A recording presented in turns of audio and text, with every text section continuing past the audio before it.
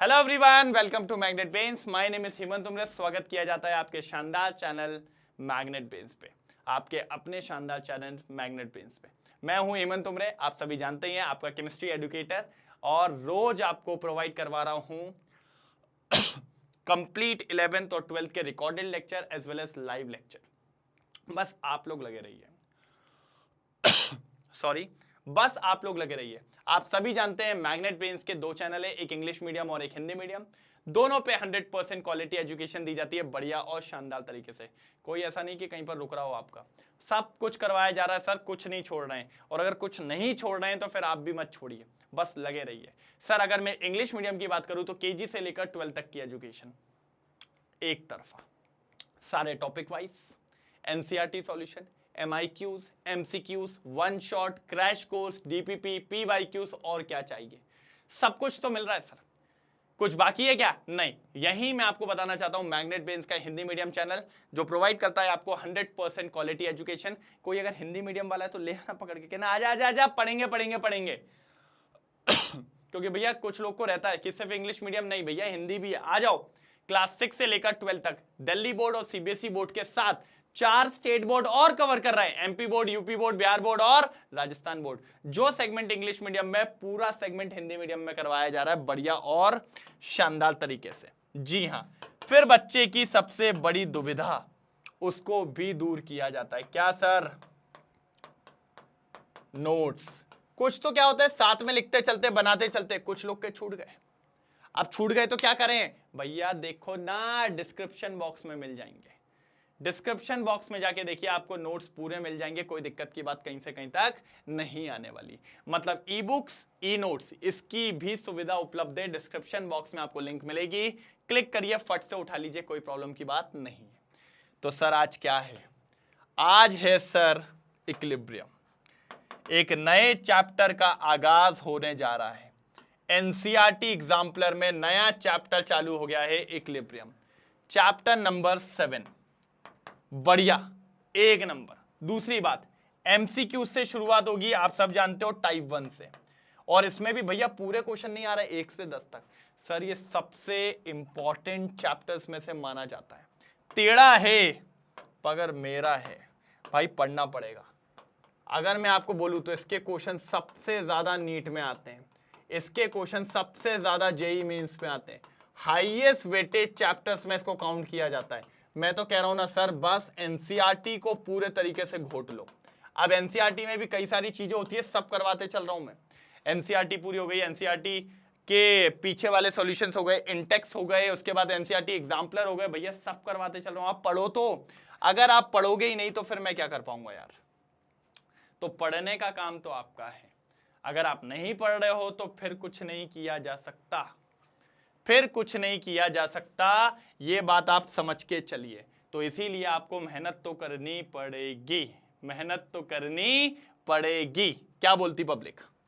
क्या बोलती पब्लिक? जल्दी बताइए। मल्टीपल चॉइस क्वेश्चन, ठीक है? तो इंपॉर्टेंट चैप्टर है। आधे बच्चे तो डर के मारे बैठे रहते हैं, सर इक्विलिब्रियम आ रहा है, इक्विलिब्रियम आ रहा है। मैंने कहा भैया आओ तो। और एक चीज और, अगर जैसे किसी को ज्यादा डर लग रहा है ना, तो पहले जाओ मेरे रिकॉर्डेड लेक्चर्स देखो, चैनल पे जाके मेरे पहले रिकॉर्डेड लेक्चर्स देखो।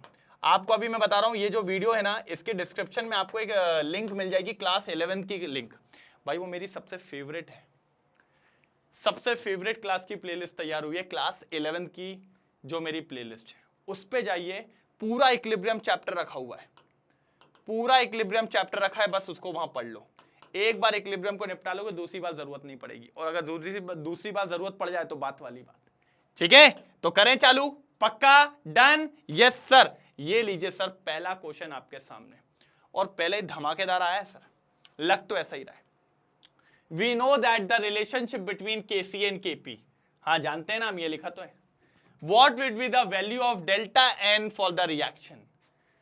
बन जाएगा, बन जाएगा, क्योंकि आजकल लाइव में भी यही चल रहा है। हाँ बन जाएगा, चलो जल्दी देखो। तो देख लें क्वेश्चन नंबर 1। वैसे पढ़ लिया था यार, लेकिन अब यार मेरे हिसाब से इससे आसान क्या ही होगा यार। तुम लोग यार ये मत करो यार भाई।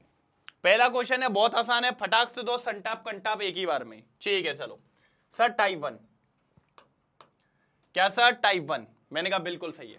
We know that the relationship between Kc and Kp is. We know that the relationship between Kc and Kp is. क्या रिलेशन है भैया? हमने पढ़ा है Kp equals to Kc RT की पावर डेल्टा Ng. ये रिलेशन आपने पढ़ाया हुआ है. हमने कहा बिल्कुल सही पढ़ा है. इनने दे भी दिया है. चलो, जिसमें डेल्टा Ng क्या होता है सर? सर डेल्टा Ng जो होता है ना, बहुत मजेदार होते हैं. डेल्टा Ng जो होता है वो होता है change in moles in gaseous state.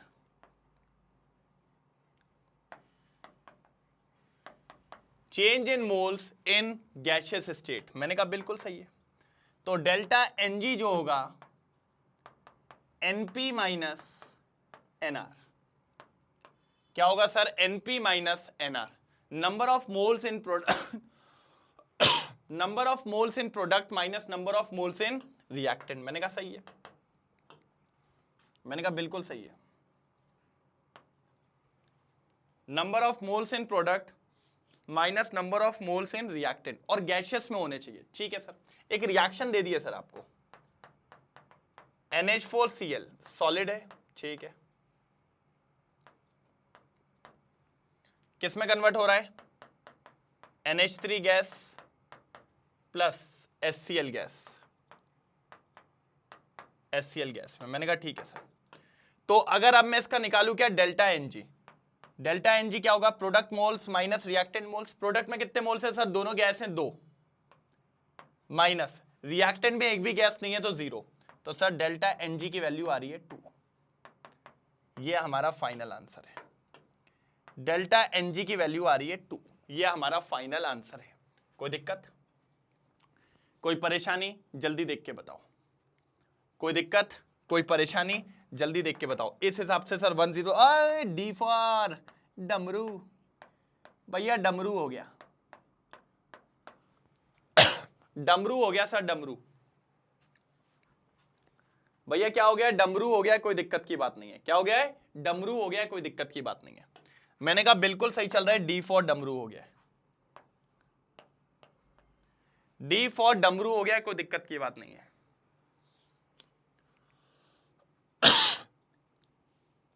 D for डमरू हो गया है. कोई दिक्कत की बात नहीं है यहां पे. बिल्कुल सर. कोई दिक्कत तो नहीं है. चलो डन. आगे बढ़े. चलिए सर देखिए डी फॉर डमरू.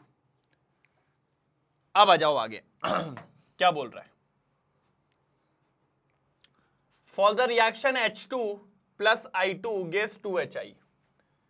The standard free energy is delta G greater than 0. Greater than 0 मतलब भैया पॉजिटिव है. ग्रेटर देन 0 मतलब पॉजिटिव है. मतलब डेल्टा G पॉजिटिव आ रहा है. तो कह रहा है the equilibrium constant would be. तो इक्विलिब्रियम कांस्टेंट क्या होगा? मैंने कहा यार ये अच्छा नाटक है इनका.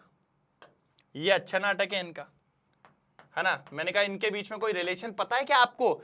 सर मेरे को पता है, मैं बताऊं? मैंने कहा हाँ बता बता बता. -2.303 RT log Kc. सर ये पता था मेरे को. मैंने कहा ठीक है सर. अब सर बात ये आ रहा है डेल्टा G पॉजिटिव आना चाहिए भैया. डेल्टा G क्या आना चाहिए? पॉजिटिव आना चाहिए. तो देखो सर मैं आपको समझाता हूं. इस Kc की वैल्यू बहुत है. पता है क्यों? अगर Kc की वैल्यू 1 हुई तो log 1 हो जाता है 0. log 1 0 हो जाएगा तो डेल्टा G क्या हो जाएगा? 0 हो जाएगा. उसने कहा डेल्टा G 0 तो नहीं है, तो मतलब कंफर्म है Kc 1 भी नहीं है, Kc 0 भी नहीं है. मतलब ये बात क्लियर हो गई. सॉरी 0 नहीं, हाँ 0 भी नहीं हो सकता. log 0 भी कुछ नहीं, log 1 भी नहीं हो सकता भाई. 0 तो log 0 पूरा ही 0 रहेगा. log 1 भी log 1 0 हो जाएगा तो पूरा ही 0 हो जाएगा. कोई दिक्कत की बात. तो ये तो हो ही नहीं सकते 2. अब बचे 2. सर हम जानते हैं अगर Kc की वैल्यू 1 से ज्यादा होती है तो Kc जो आएगा log Kc वो पॉजिटिव आता है. तो ये वैल्यू अगर पॉजिटिव हो आगे ऑलरेडी नेगेटिव लगाए, आगे ऑलरेडी नेगेटिव लगाए, तो इस केस में डेल्टा G नेगेटिव हो जाएगा. किस केस में? इस वाले केस में. क्योंकि अगर केसी 1 से बड़ा हुआ तो लॉग ये जो आएगा लॉग केसी वो पॉजिटिव आएगा, पॉजिटिव आगे नेगेटिव, तो डेल्टा जी कैसा हो जाएगा नेगेटिव। तो मैंने को ये भी नहीं चाहिए, तो केसी भी 1 से बड़ा नहीं, पॉसिबल नहीं। अगर केसी 1 से छोटा हुआ तो लॉग केसी की वैल्यू आती है नेगेटिव, और नेगेटिव नेगेटिव मिलके हो जाता है पॉजिटिव। वही एक केस है जब डेल्टा जी क्या हो जाएगा सर पॉजिटिव, डेल्टा जी क्या हो जाएगा सर पॉजिटिव। एक यही केस है, एक यही केस है। तो इसका मतलब डी फॉर फिर से धोखा हो गया, 2 क्वेश्चन में एक ही बार में डी आ गया, डी फॉर धोखा हो गया, और 2 क्वेश्चन में एक ही बार में धोखा आ गया, धोखा आ गया। कोई दिक्कत की बात नहीं है, जल्दी, कोई दिक्कत तो नहीं, कोई दिक्कत तो नहीं, जल्दी बताइए, कोई दिक्कत तो नहीं, मेरे हिसाब से तो नहीं होनी चाहिए। जल्दी देख लो भैया, जल्दी देख लो, पक्का? डन डन डन डन हो जाए तो बताइएगा जरूर।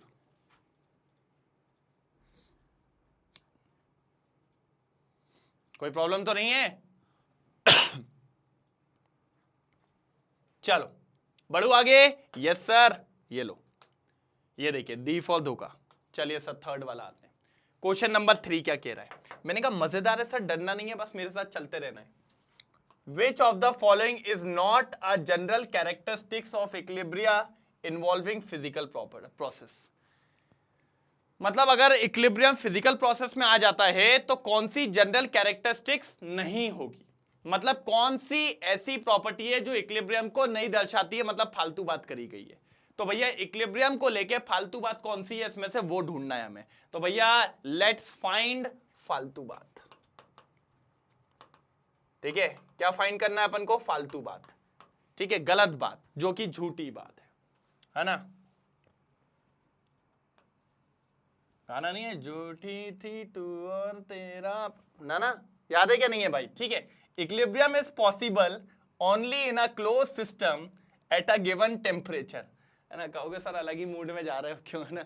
चलो बेटा वापस आ जाओ, है ना? ज्यादा नहीं, ठीक है, इधर आ जाओ बड़े, ठीक है? चलो, दिल से दोस्ती नहीं करनी है अपन को, बुक से दोस्ती करनी है।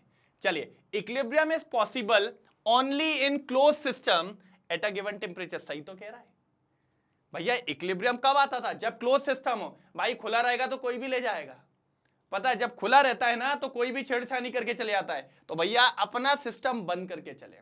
इक्विलिब्रियम अगर लेके आना है तो क्लोज सिस्टम में, ना उस पर टेम्परेचर बाहर का, ना प्रेशर, ना बाहर की कोई भी चीज नहीं, बाहर की नियत किसी की नहीं डोलनी चाहिए भैया, पूरा पैक होना चाहिए इक्विलिब्रियम वाला। तो ये पॉइंट तो सही है, बिल्कुल सटीक सर, ये आंसर नहीं हो सकता। ठीक है, all measurable properties of the system remains constant. हाँ, pressure should be constant, temperature should be constant, volume should be constant. अगर इक्विलिब्रियम ला रहे हैं आप और इक्विलिब्रियम आ गया तो ये कांस्टेंट रहना चाहिए, बिल्कुल सही बात है। तो ये तो अच्छी बात है, फालतू बात नहीं है। सर यार फर्स्ट सेकंड कर लिया, अब नीचे से चलते, डी सी चलते, पहले डी के पास चलते, है ना? चलो, the opposing process occurs at the same rate and there is dynamic but stable condition. बिल्कुल सही है कि सर जो आगे भग रहा था उसी रेट से ही पीछे भग रहा है, इसी को तो इक्विलिब्रियम कहते हैं। और भैया वो डायनामिक होता है, डायनामिक मतलब चलता रहता है, आगे पीछे आगे पीछे, दिखता है रुक गया लेकिन चलता रहता है। तो सर ये पॉइंट भी सही है, मतलब ये तीनों बातें बहुत बढ़िया कही हैं। अब आ जाओ आगे, आगे आ जाओ, कलर चेंज कर लो थोड़ा सा, मेरे को लगता है यही आंसर आ रहा है। आओ इसको नीले से रंग देते हैं। All the physical process stop at equilibrium. देख रहे हो, कह रहा है सारी फिजिकल प्रोसेस रुक जाती है जब इक्विलिब्रियम आता है। मैंने कहा भैया इक्विलिब्रियम पे कभी भी प्रोसेस नहीं रुकती, वो चलती रहती है, दिखती है रुक गई लेकिन चलती रहती है। तो भैया आंसर है सी, सी फॉर चालू आंसर, सी फॉर चालू आंसर। लो भैया चालू आंसर को ढूंढ लिया है, फटाफट जल्दी मार्क कर दो, जल्दी जल्दी भैया चालू आंसर को ढूंढ लिया है, फटाफट मार्क कर दो, कोई दिक्कत की बात नहीं है। डन डन डना डन डन, चालू आंसर आ गया भैया। थर्ड क्वेश्चन निपट चुका है, क्वेश्चन नंबर 3 कंप्लीट। फालतू बात यही थी सर, थर्ड नंबर की बात फालतू थी। ठीक है, बड़े आगे क्वेश्चन नंबर 4 की तरफ, जल्दी स्क्रीनशॉट मारो। ये देखो देखो रे देखो, चलो आ जाओ। फोर्थ वाला खेल लेते हैं, काम हो जाएगा। PCl5, PCl3, Cl2 are at equilibrium at 500 Kelvin in a closed container and their concentration are this. Reaction दे दी पहली बात तो। सब गैसियस में, इसलिए मैं नहीं लिख रहा हूं, सबके सब गैसियस में, मतलब लिख लेता लेकिन सब गैसियस में, कोई दिक्कत ही नहीं। सबका कंसंट्रेशन दे दिया है। पहले किसका दिया सर? सर पहले PCl5 का दिया है। कितना दिया है PCl5 का? 0.8 इंटू 10 की पावर 3 मोल्स पर लीटर। ठीक है, दूसरा क्या दिया हुआ है? PCl3 और Cl2। PCl3 का कितना दिया है? 1.2 इंटू 10 की पावर -3 मोल्स पर लीटर, और इसका कितना दिया है? 1.2 इंटू 10 की पावर -3 मोल्स पर लीटर। ठीक, ओके, कोई दिक्कत की बात यहां तक? नहीं सर, कोई दिक्कत नहीं है। अब सर क्या करना है? इक्विलिब्रियम निकालना है। इक्विलिब्रियम क्या होता है? Equilibrium constant, product upon reactant.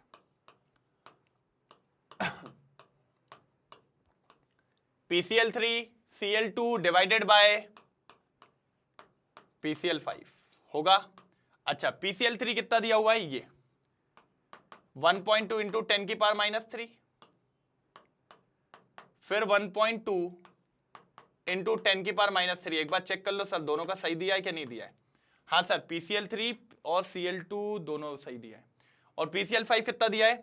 0.8 into 10 की पावर -3। बिल्कुल सही, बिल्कुल सही सर। मेरे हिसाब से ये वाला तो गया। अब क्या बच रहा है? इसको हटा लो, ये 12 बच जाएगा, नीचे 8 बचेगा, 10 की पावर -3 बचेगा, और ये 1.2 बचेगा। इसको भी हटा लेते तो नीचे 10 बचेगा। क्या बचेगा नीचे? नीचे क्या बचेगा? 10 बचेगा।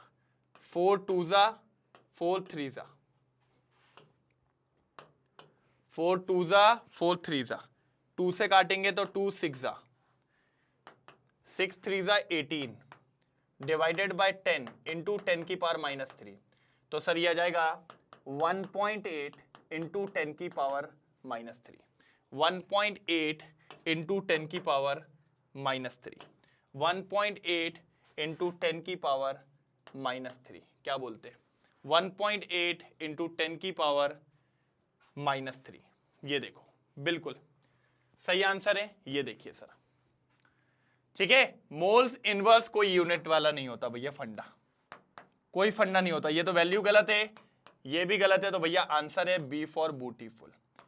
आंसर है बी फॉर ब्यूटीफुल। एक बार चेक करो, एक बार चेक करो भैया, B for beautiful answer, B for beautiful answer. जल्दी देख के बताओ, जल्दी देख के बताओ कोई दिक्कत की बात हुई हो तो। मेरे हिसाब से तो कोई दिक्कत की बात यहां तक नहीं होनी चाहिए थी। डन, पक्का क्लियर हुआ है? बी आंसर राइट है, ठीक है, पक्का। चलिए क्वेश्चन नंबर 5 क्या कह रहा है? Which of the following statement is incorrect. मतलब वही फालतू बात कौन सी है बता दो। फालतू बात पूछ ली भैया उसने, तो फालतू बात बता देंगे, अभी डरते तो है नहीं इससे बिल्कुल भी। चलो भैया पहला पॉइंट क्या कह रहा है, चलिए तो भैया देख लेते हैं पहला भैया कौन सी बात सही है कौन सी बात सही नहीं है। Which of the following statement is incorrect, कौन सा स्टेटमेंट जो है कि वो गलत है। मैंने कहा ठीक है सर, एक एक करके देखते हैं अपन फटाफट। ऐसा करेंगे, पहला लास्ट, फिर तीसरा, फिर दूसरा, ठीक है। चलो, in equilibrium mixture of ice and water capped in perfectly insulated flask, mass of ice and water does not change with time. बिल्कुल सही है सर। अगर आप इक्विलिब्रियम कर रहे हैं तो आपको ये सारी कंडीशंस रखनी पड़ेगी। बिल्कुल सर, उसको कहां पर रखना पड़ेगा? फ्लास्क के अंदर, जहां पर mass of ice and water does not change with time. Time के साथ चेंजेस वगैरह कुछ नहीं होना चाहिए, ठीक है, बिल्कुल। मैंने कहा आगे चलते हैं, नेक्स्ट देखते हैं लास्ट वाला। Equilibrium constant for a reaction will negative delta H value decreases as the temperature increases। वो ये कह रहा है कोई एक रिएक्शन है A plus B gives C plus D और उसके लिए डेल्टा H नेगेटिव है, ठीक है। और अगर इस केस में आपने टेम्परेचर बढ़ाया तो भैया रिएक्शन बैकवर्ड जाने लगेगी क्योंकि उसकी फेवर्ड कंडीशन में नहीं हो रहा है। तो इसीलिए जो आपका इक्विलिब्रियम है भैया वो भी क्या हो जाएगा, डिक्रीज हो जाएगा। क्या हो जाएगा, डिक्रीज हो जाएगा। बिल्कुल सही बात कह रहा है, बिल्कुल सही बात कह रहा है कि सर जी क्या हो जाएगा, डिक्रीज हो जाएगा, डिक्रीज। क्या हो जाएगा, डिक्रीज हो जाएगा, डिक्रीज। मैंने कहा सही बात है, एकदम सटीक बात कह रहा है कि सर जी क्या हो जाएगा, डिक्रीज हो जाएगा। मैंने कहा ठीक है डन, आपकी बात मान लेते हैं, कोई दिक्कत वाली बात तो नहीं है, कोई दिक्कत वाली बात तो नहीं है। मैंने कहा ठीक है, ठीक है, ठीक है, बिल्कुल डन, बिल्कुल डन, डन डन। अब ये देखते हैं, on addition of catalyst the equilibrium constant value is not affected. समझ रहे हो, जब अपन कैटलिस्ट को लेके आते हैं, किसको लेके आते हैं, कैटलिस्ट को, तो सर इक्विलिब्रियम कांस्टेंट की वैल्यू पे कोई फर्क नहीं पड़ता, वैल्यू पे कोई फर्क नहीं पड़ता है, value remains the same, value remains the same.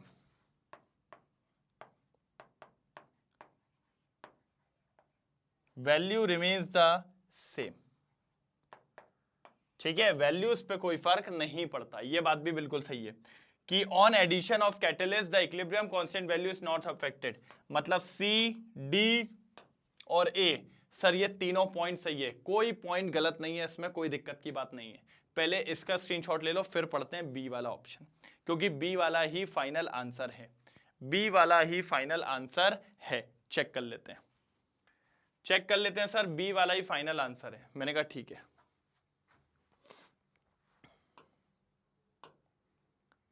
मैंने कहा बी वाला ही फाइनल आंसर है, वो चेक कर लेते हैं, ठीक है।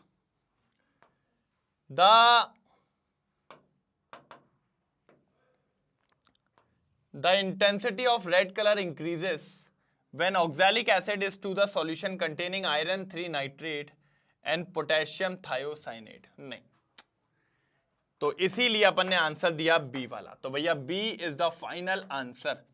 आपका ये तीनों पॉइंट्स एकदम करेक्ट हैं, बिल्कुल शानदार तरीके से ये तीनों पॉइंट्स क्या हैं, करेक्ट हैं इक्विलिब्रियम के रिगार्डिंग। कोई दिक्कत की बात यहाँ पर नहीं होने वाली थी।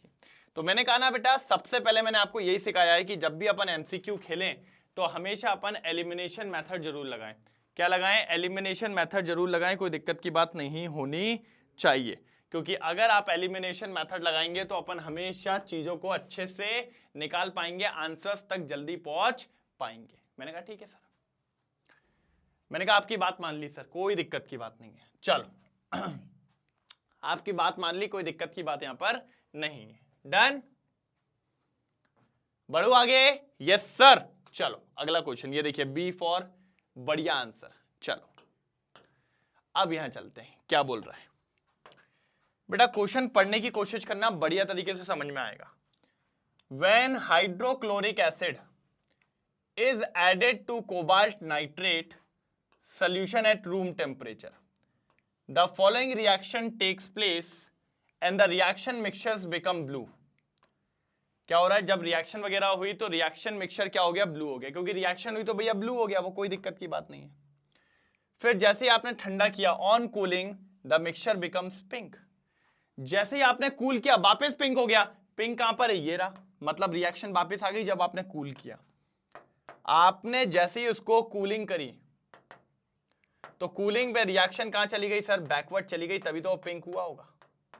मैंने कहा ठीक है। On the basis of the information mark the correct answer, mark the correct answer. मैंने कहा ठीक है सर। मैंने कहा एक बार आप लोग सोचो क्या लग रहा है, एक बार आप सोचो क्या लग रहा है, फिर अपन आगे बात करते हैं। एक बार सोचो तो आपको क्या लग रहा है, सोचो तो आपको क्या लग रहा है, फिर अपन देखते हैं क्या हो सकता है। कुछ तो सोचना पड़ेगा, कुछ तो करना पड़ेगा दया, कुछ तो करना पड़ेगा, तभी काम हाथ में आएगा, नहीं तो काम हाथ में आएगा नहीं। चलो बिल्कुल काम हाथ में आएगा नहीं तो समझना तो पड़ेगा थोड़ा सा इसको। चलिए चलिए चलिए देखते हैं। अब देखो ये रिएक्शन थी। उसने बोला जब हमने इन सबको मिलाया तो सर हमें मिला ब्लू कलर बढ़िया तरीके से, लेकिन जैसे ही मैंने ठंडा किया तो वापस पिंक मिल गया। मतलब ठंडा करते टाइम रिएक्शन पीछे गई भाई, ठंडा करते टाइम रिएक्शन कहां गई? पीछे गई। मतलब जैसे ही कूलिंग करी तो रिएक्शन कहां चली गई? बैकवर्ड। और बैकवर्ड क्यों गई होगी? क्योंकि सर वो अपनी फेवर्ड कंडीशन में जा रही है। मतलब ये जो रिएक्शन होगी ये पक्की बात है एंडोथर्मिक थी। कैसी थी? एंडोथर्मिक। क्योंकि हम जानते हैं भैया वो एंडोथर्मिक के साइड नहीं आई, वो वापस चली गई। क्यों वापस चली गई? क्योंकि एंडोथर्मिक की फेवरेबल कंडीशन क्या है? फेवरेबल कंडीशन एंडोथर्मिक की क्या है? फेवरेबल कंडीशन एंडोथर्मिक की है कि भाई टेम्परेचर को बढ़ाओ, ये फेवरेबल है। और इसकी अनफेवर्ड कंडीशन क्या है जिसमें ये नहीं होता? अनफेवर्ड कंडीशन ये है कि आप टेम्परेचर को कम करो, और आपने कूल करने का मतलब टेम्परेचर कम किया तो गुस्सा हो गया। गुस्सा हो गया, उसने कहा आगे नहीं, चल पीछे निकल, और पीछे गया तो कौन सा कलर मिल गया? मतलब पिंक कलर। मतलब रिएक्शन जो है वो थी एंडोथर्मिक। रिएक्शन कैसी थी? एंडोथर्मिक। जल्दी बताइए ऑप्शन में क्या आएगा? अब तो मैंने आपको आंसर दे ही दिया है। रिएक्शन में क्या आएगा जल्दी बता दीजिए, जल्दी बता दीजिए रिएक्शन में क्या आएगा फटाफट, जल्दी। रिएक्शन में क्या आएगा जल्दी बता दीजिए फटाफट मेरे को। सर मेरे हिसाब से तो भैया बोल रहा है डेल्टा H पॉजिटिव। पॉजिटिव का मतलब भैया देखो जीरो तो नहीं होता, साइन वाला ये भी नहीं, ये देखो ये कहलाता है जीरो से बड़ा मतलब पॉजिटिव, ये कहलाता है नेगेटिव। तो sir A for aloo is the answer, A for is the aloo is the answer, A for aloo is the right answer. आप लोग बता दीजिए, मेरे हिसाब से तो आलू आएगा। A फॉर आलू, A फॉर आलू भालू, चलो A फॉर आलू भालू कालू, ये देखिए सर A फॉर आलू भालू कालू, A फॉर आलू, A फॉर आलू, चलो कोई दिक्कत तो नहीं है। A फॉर आलू, ठीक है, जल्दी देख लीजिए। A फॉर आलू, कोई दिक्कत तो नहीं है, पक्का डन, एक नंबर क्लियर है। चलो अब आगे आते हैं सर, क्वेश्चन नंबर 7। ये भी अच्छा क्वेश्चन है, ये मैंने आप लोग को पढ़ाया हुआ था वैसे, ठीक है। The pH of neutral water at is 7, ठीक है। नॉर्मल वाटर का जो pH है कितना है भैया? 7 है। कितना है? 7 है। मैंने कहा ठीक है। As the temperature increases ionization of water increases, ठीक है भाई। भाई टेम्परेचर बढ़ने से आयोनाइजेशन बढ़ता है। क्या होता है? आयोनाइजेशन बढ़ता है। तो आयोनाइजेशन कांस्टेंट पे भी फर्क पड़ेगा, शायद वो भी बढ़ जाए भाई, ऐसा होगा आयोनाइजेशन कांस्टेंट पे भी, है ना। हम लोग जानते हैं ना KW भैया क्या होता है? H प्लस और OH minus which is equal to 10 की पावर -14 है ना। यही तो पढ़ा था अपन ने कि नहीं पढ़ा था? बिल्कुल यही पढ़ा था कि नहीं पढ़ा था? बिल्कुल सर यही पढ़ा था, कोई दिक्कत की बात नहीं है, ठीक है। तो बेसिकली हम जानते हैं H प्लस जो होता है वो OH माइनस के बराबर होता है। तो अगर देखा जाए तो मैं इसको ऐसा लिख सकता हूं KW equals to H plus का स्क्वायर। और अगर आप कह रहे हो आयोनाइजेशन बढ़ता है, आपने खुद ने बोला आयोनाइजेशन बढ़ता है, मतलब आयंस में टूटते हैं, और आयंस में अगर टूटते हैं तो भैया किसकी क्वांटिटी बढ़ जाएगी? H प्लस बढ़ जाएगा। क्या हो जाएगा? H प्लस बढ़ जाएगा। और अगर H प्लस इंक्रीज हो गया, H प्लस इंक्रीज हो गया तो डेफिनेटली सर आपका pH डिक्रीज हो जाएगा, है ना। अगर H प्लस बढ़ गया तो pH क्या हो जाएगा? डिक्रीज हो जाएगा। हम जानते हैं सर, क्योंकि H प्लस बढ़ना मतलब एसिडिक कैरेक्टर बढ़ना, और एसिडिक कैरेक्टर मतलब बढ़ना मतलब pH का घटना। तो मतलब क्या हो गया सर? लेस देन 7 हो रहा है सर, क्योंकि पहले 7 था ना, पहले 7 था और अब pH डिक्रीज हो रहा है तो 7 से कम हो जाएगा, तो final answer is less than 7। कितना इजी था सर, कितना इजी था, कोई दिक्कत की बात नहीं आई इसमें, कोई भी दिक्कत की बात नहीं आई इसमें, जल्दी बताइए। मैं आपको कह ही रहा था कोई प्रॉब्लम नहीं आएगी, बस आपको अच्छे तरीके से करना है, एकदम एकदम बढ़िया तरीके से अच्छे से करना है, कोई दिक्कत की बात नहीं आने वाली है। डन डन डन डन, समझ में आया ये वाली चीज, ये वाली चीज समझ में आई। वैसे नॉर्मल अपना H2O का pH कितना होता है, 7 होता है, ठीक है। टेम्परेचर बढ़ाते हैं तो आयोनाइजेशन बढ़ जाता है, पक्की बात है। तो Kw की अगर मैं बात करूं तो क्या हो रहा है, H+OH-, यही होता है अपना आयोनाइजेशन कांस्टेंट, जो किसके बराबर होता है 10⁻⁻14। अब मैंने कहा ये दोनों बराबर होते हैं तो मैंने इसको क्या लिख लिया, H+ का स्क्वायर। और अब आप बोल रहे हो टेम्परेचर बढ़ता है तो आयोनाइजेशन बढ़ता है, आयोनाइजेशन बढ़ता है मतलब ज्यादा H+ मिलेंगे, तो H+ का बढ़ना मतलब pH का कम होना, तो pH डिक्रीज हो जाएगा, pH का डिक्रीज हो जाएगा, डिक्रीज हो जाएगा, तो लेस देन 7। देख लीजिए फाइनल आंसर, फाइनल आंसर आ गया भैया आपके सामने। क्या आ गया सर, फाइनल आंसर आ गया आपके सामने, देख लो एक बार, एक तरफा एक तरफा एक तरफा, कोई दिक्कत तो नहीं है। जल्दी स्क्रीनशॉट लीजिए, जल्दी जल्दी जल्दी फटाफट, चलिए खत्म करें, आगे बढ़े नेक्स्ट क्वेश्चन पे। बिल्कुल सर, तो ये रहा क्वेश्चन नंबर 8, क्वेश्चन नंबर 8, बढ़िया। चलो सर क्वेश्चन नंबर 8 पे आ गए, फटाफट खत्म करते हैं, कोई दिक्कत की बात नहीं आने वाली है, टेंशन लेना बिल्कुल भी नहीं, बस आपको लगे रहना है मेरे साथ, फटाफट काम हो जाएगा, एक तरफा एक तरफा एक तरफा, जी बिल्कुल।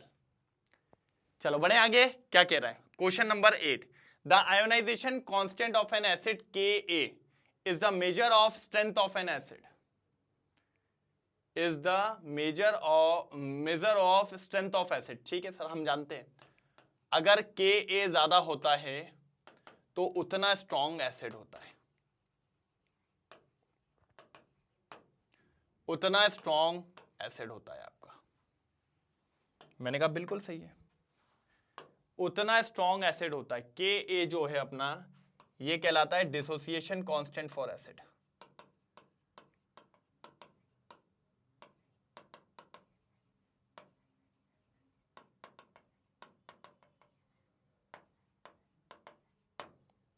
क्या कहलाता है, डिसोसिएशन कांस्टेंट ऑफ एसिड, या एसिड डिसोसिएशन कांस्टेंट भी इसको नाम दिया जाता है। मैंने कहा ठीक है सर, अब स्ट्रॉन्गर एसिड होगा, बिल्कुल सही बात है सर। अब 3 लोगों के Ka दे चुके हैं, किस किस के दिए हुए देखो जरा। Ka पहला तो एसिटिक एसिड का दिया हुआ है, कितना दिया एसिटिक एसिड का, जल्दी बताओ, 1.74 इंटू 10⁻⁻5, ठीक है। और किसका दिया हुआ है सर जी, हाइपोक्लोरस एसिड, हाइपोक्लोरस एसिड, मैंने कहा कितना दे दिया हाइपोक्लोरस एसिड, 3 इंटू 10⁻⁻8, ठीक है। फिर उसके बाद किसका दे दिया है सर, फॉर्मिक एसिड,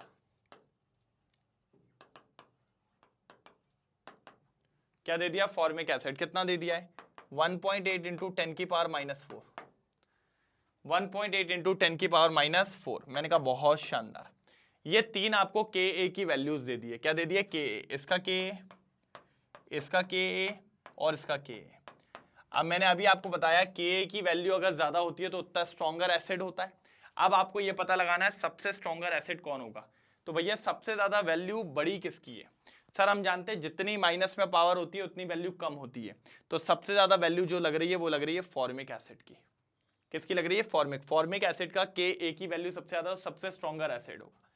तो सर 2 ऑप्शन में फॉर्मिक एसिड है, मतलब ए बी तो गए तेल लेने, ए बी गए तेल लेने। मैंने कहा ठीक है सर, ए बी कहां चलेगा भैया, तेल लेने चलेगा। मैंने कहा ठीक है सर, ए बी को भगा भगा के अपन ने कहां पहुंचाया, तेल लेने पहुंचाया। मैंने कहा ठीक है, अब आगे बात करते हैं। अब मैं अगर आगे बात करूं, है ना, कहां पर बात करूं मैं, आगे बात करूं, ठीक है। आगे बात करने के लिए नेक्स्ट होगा कौन, अब छोटा होगा सर, एसिटिक एसिड छोटा होगा, क्योंकि भैया उसकी देखो -5 है, नीचे वाला -8 है, -8 मतलब और कम, तो फिर आएगा एसिटिक एसिड, मतलब ये भी गया और फिर ये आएगा। तो मेरे हिसाब से जो फाइनल आंसर है, एक बार देखा जाए तो फाइनल आंसर ये है, तो जो फाइनल आंसर है मेरे हिसाब से वो ये है। अब एक बार चेक कर लो, डी फॉर धोखा आया है मेरे पास, ये देख लो, डी फॉर धोखा आया है मेरे पास। धोखा देख लें, धोखा देख लें, धोखा। Question number 8, D for, yes, मैंने कहा था ना वही आएगा, मैंने कहा था ना वही आएगा। जल्दी स्क्रीनशॉट लेंगे फटाफट, जल्दी जल्दी स्क्रीनशॉट लेंगे फटाफट, कोई दिक्कत की बात यहां पर नहीं है। मैंने कहा था बन जाएगा, टेंशन नहीं लेना है, बस टेंशन नहीं लेना है, बन जाएगा, सारी चीजें हो जाएंगी, बस आप करते चलो, बस आप क्या करते चलो, करते चलो, अपने आप हो जाएगा, कोई प्रॉब्लम की बात यहां पर नहीं है। डन, क्लियर, पक्का, जल्दी बोलो, डन। चलिए क्वेश्चन नंबर 8 क्लियर होता है। यहां पर आते हैं sir, question number 9। Question number क्या है, 9 है। कौन सा नंबर है, क्वेश्चन नंबर 9। बिल्कुल बढ़िया तरीके से, शानदार तरीके से मैंने कहा ठीक है सर कर देंगे, कोई दिक्कत की बात नहीं है, इस पे भी टेंशन लेने वाली बात नहीं है। क्या क्या दिए हुए हैं आपको, आयोनाइजेशन कांस्टेंट दिए सबके, Ka1 Ka2 Ka3, मतलब इस रिएक्शन का आयोनाइजेशन कांस्टेंट Ka1 होगा, इस रिएक्शन का आयोनाइजेशन कांस्टेंट Ka2 होगा, और इसका होगा Ka3। ये इसके आयोनाइजेशन कांस्टेंट्स हैं। मैंने कहा ठीक है, इनने बोला इनके बीच का रिलेशन बताओ, मैंने कहा क्या बोला, इसके बीच का रिलेशन। तो मैंने कहा एक एक रिएक्शन को पकड़ लाओ। H2S equilibrium constant H plus SS नहीं HS माइनस, मैंने कहा इसका इक्विलिब्रियम कांस्टेंट लिखो जरा, Ka1 product upon reactant, product में क्या है H plus HS minus divided by क्या हो जाएगा H2S, यही होगा, ठीक है। अगर मैं सेकंड वाले का लिखता हूं HS माइनस और ये H प्लस और प्लस S माइनस 2, ठीक है। अगर इसका मैं इक्विलिब्रियम कांस्टेंट लिखूं तो क्या आएगा बेटा, सर ये आएगा Ka2 equals to H plus S minus 2 और अपॉन HS माइनस। मैंने कहा ठीक है सर, मैंने कहा ठीक है सर, कोई दिक्कत की बात नहीं है। और अगर मैं थर्ड वाले का लिखूं, यहीं पर लिखता हूं Ka3, ये क्या आएगा, H प्लस का स्क्वायर, क्योंकि प्रोडक्ट में जो भी स्टेचियोमेट्री होती है वो ऊपर हो जाएगी, S माइनस 2 और अपॉन में H2S, ये आएगा सर, ये आना चाहिए बिल्कुल। अब मैं कहता हूं सर एक काम करो, मेरे को ये दिख रहा है कि यहां पर 2 H प्लस है और यहां पर सिंगल सिंगल है, तो अगर मैं इन दोनों को इनटू कर दूं तो शायद काम बन सकता है। तो मैं एक काम कर रहा हूं, Ka1 इंटू Ka2 करके देखना चाहता हूं। क्या करके देखना चाहता हूं, Ka1 इंटू Ka2 करके देखना चाहता हूं। तो ले आओ भैया, Ka1 कितना है, H प्लस HS माइनस और H2S into H plus S minus 2 और HS माइनस, दिख रहा है। अब यहां से देखो HS माइनस गया और कुछ जा रहा है क्या, नहीं जा रहा है, तो यहां पर क्या हो जाएगा, यहां बच रहा है H प्लस का स्क्वायर 2 बार हो रहा है, फिर क्या हो रहा है S माइनस 2, वेरी गुड, और नीचे आ रहा है H2S, ये आ रहा है। और अगर आप देखें तो ये पूरा मैच कर रहा है किससे, Ka3। तो बात समझ गए, बात समझे कि नहीं समझे। तो फाइनली जो रिलेशन आ रहा है वो रिलेशन यही आ रहा है कि जब मैं इन दोनों को इनटू करूंगा तो Ka3 आ जाएगा, Ka3 हो जाएगा Ka1 into Ka2, Ka1 into Ka2। ये करने से ही मेरा काम हो जाएगा, कोई दिक्कत की बात नहीं होने वाली। जल्दी देख लो, जल्दी जल्दी देख लो फटाफट, मैंने कहा ही था जल्दी जल्दी जल्दी फटाफट करेंगे।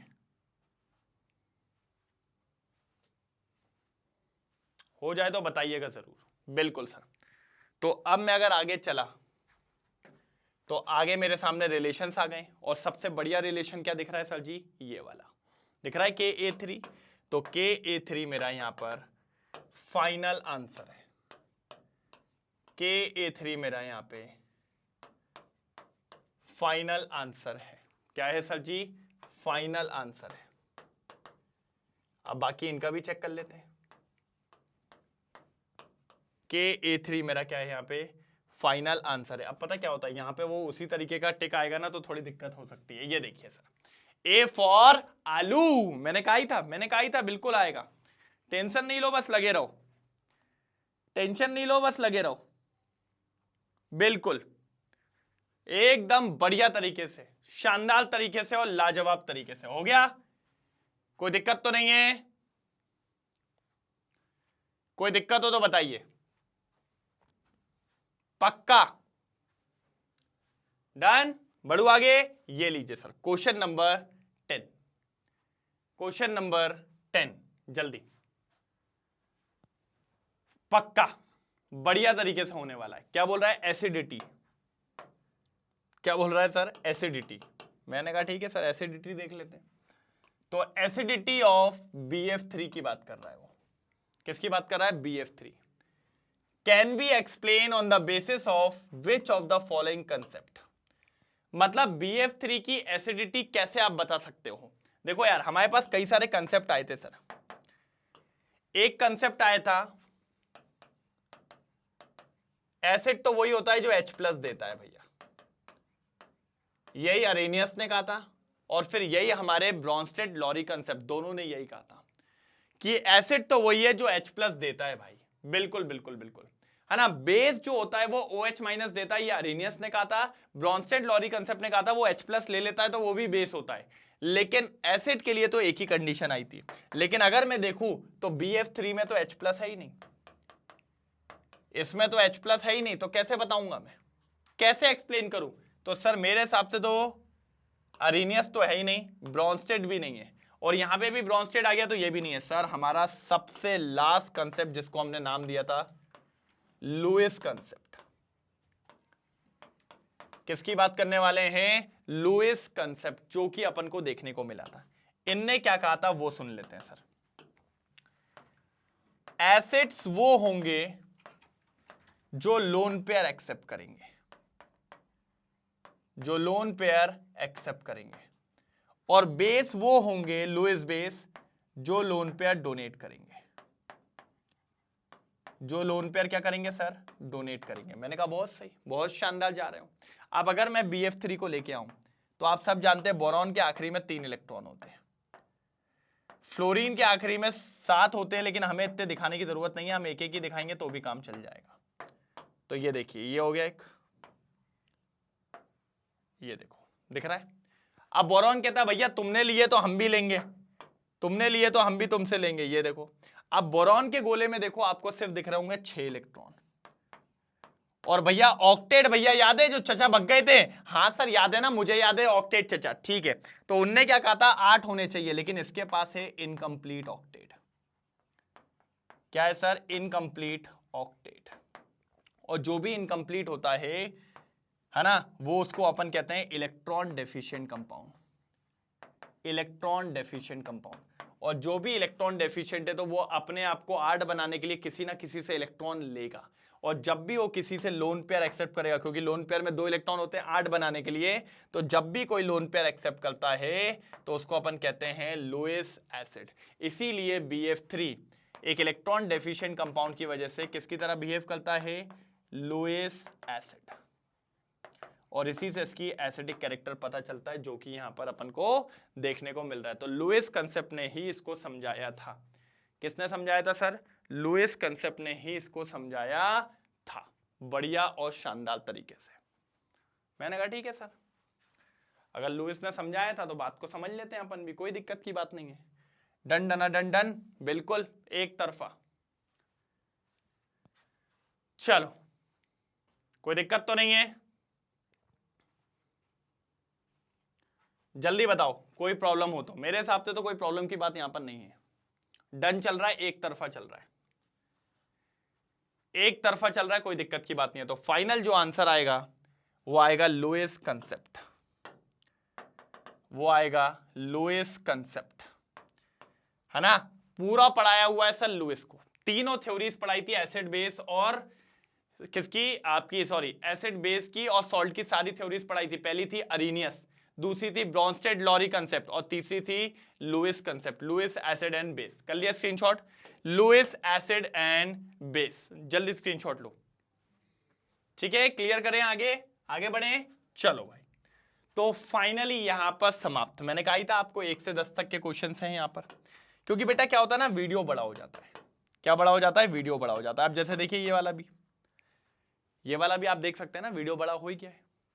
तो वीडियो बड़ा होने से क्या होता है कि सर आपकी, एक तरीके से मैं बात बोलना चाह रहा हूं कि फिर आपको समझ में कम आता है। मैं कोशिश पूरी करता हूं 40 से लेकर 60 मिनट तक का रखा जाए, बस, इससे ज्यादा नहीं, इससे ज्यादा नहीं। और आई थिंक 40 मिनट्स के आसपास तो ये निकल चुका होगा आगे, या ज्यादा ही निकल गया होगा, 42 मिनट्स या समथिंग ऐसा कुछ ये वीडियो हो चुका होगा, ठीक है। तो इसलिए मेरा टारगेट होता है कि इससे ज्यादा ना जाए। फिर भी most to most 50 minute 55 minute, अगर उससे ऊपर जा रहे हैं तो फिर कुछ नहीं। हाँ, इसको अपन कर सकते हैं 2 पार्ट में, तो कर ले रहे हैं, इसलिए अपन क्वेश्चन नंबर 11 से बाकी के नेक्स्ट में देखेंगे।